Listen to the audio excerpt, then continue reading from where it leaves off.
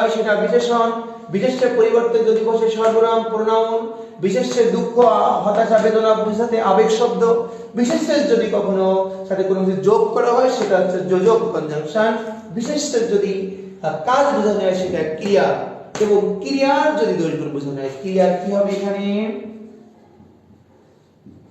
ক্রিয়ার দৈর্ঘ্য সেটা হচ্ছে ক্রিয়া বিশেষণ। ক্রিয়ার দৈর্ঘ্য কি হবে ক্রিয়া বিশেষণ।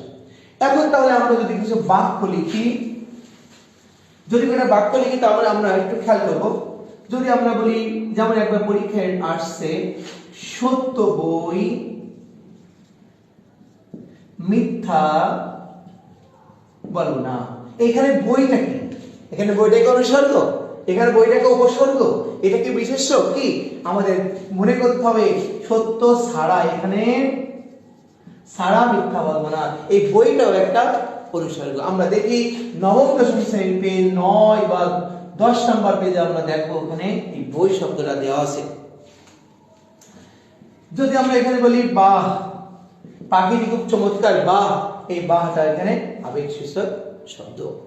হ্যাঁ, যদি আমরা এমন বলি সত্য কথা বলবো, এই কথাটা হচ্ছে নাউন, কেমন কথা সত্য কথা, এই কথাটা হচ্ছে অ্যাডজেক্টিভ, এই কথাটা হচ্ছে আমাদের বিশেষ